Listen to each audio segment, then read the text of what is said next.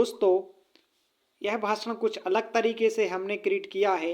इसमें दोस्तों ऐसे शब्द यूज किए गए हैं जिससे दोस्तों हमें क्रांतिकारियों के बारे में बहुत महत्वपूर्ण जानकारियां मिलती हैं। दोस्तों, यह भाषण सुनते ही आपको अनुभव होगा कि आपने एक बहुत ही शानदार भाषण बोला है। चलिए दोस्तों, यह भाषण क्या रहने वाला है, शुरू करते हैं। 15 अगस्त पर स्पेशल भाषण। आप सबसे पहले शायरी बोलेंगे। गूंज रहा है दुनिया में, गूंज रहा है दुनिया में हिंदुस्तान का नारा, चमक रहा है आसमान में तिरंगा हमारा, तिरंगा हमारा।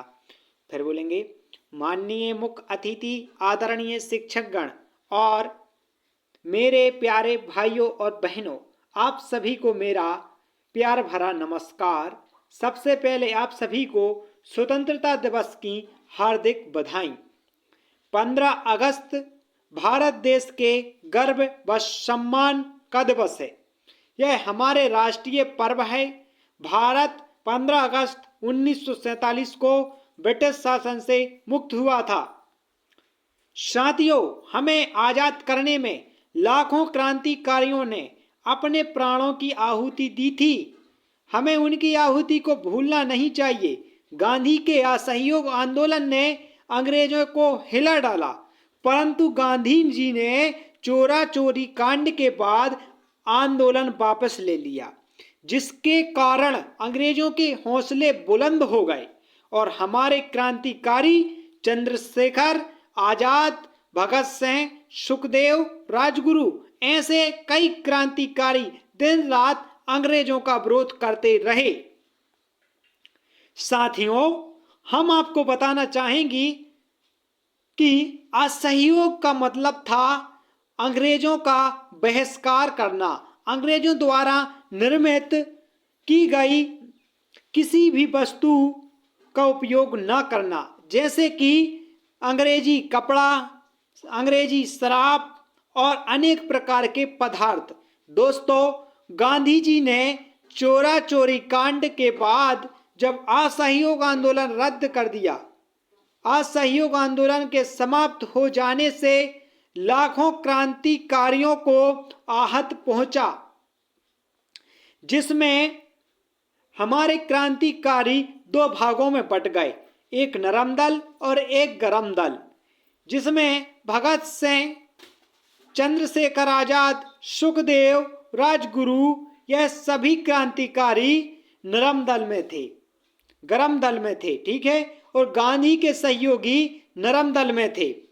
दोस्तों, वास्तव में भगत सिंह, चंद्रशेखर आजाद अंग्रेजों के अत्याचार को नहीं देख सकते थे। वह अत्याचार को देखते हैं, उसका विरोध करने के लगते थे, देखते ही दोस्तों वह विरोध करने लगते थे, परंतु गांधी जी के पास ऐसा नहीं था।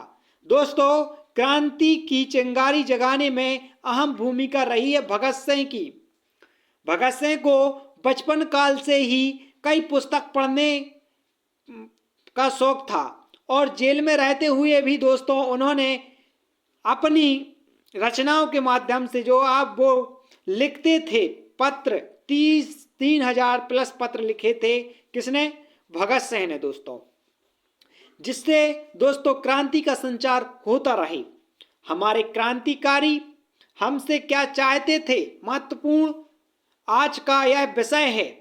हमें आजादी तो मिल गई, लेकिन हमें उन्हें क्या याद करते हैं, हम उन्हें क्या याद करते हैं, परंतु हमें उनके लक्ष्यों को भी ध्यान में रखना है। आखिर क्या वह हमसे इसी प्रकार की आजादी की आशा करके शहीद हो गए? क्या इसी आजादी के लिए वह शहीद हो गए? आज भी हम अंग्रेजों द्वारा बनाई गई वस्तुओं का उपयोग कर रहे हैं। अंग्रेजों द्वारा बनाई गई शराब को समाज अपना रहा है। आज हमारे भारतीय चीजों को लोग कम महत्व दे रहे हैं, जिसमें सबसे महत्वपूर्ण विषय है शराब का, एक ऐसी जहरीली पीने के योग्य न होने वाली वस्तु जो सिर्फ समाज का पतन कर रही है। ऐसी चीज को भी हमारी सरकार भरपूर बढ़ावा दे रही है।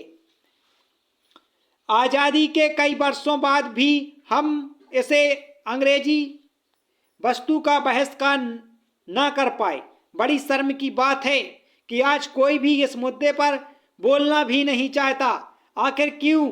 हम उन्हें याद तो करते हैं पर उनकी विचारधारा को नहीं मानते।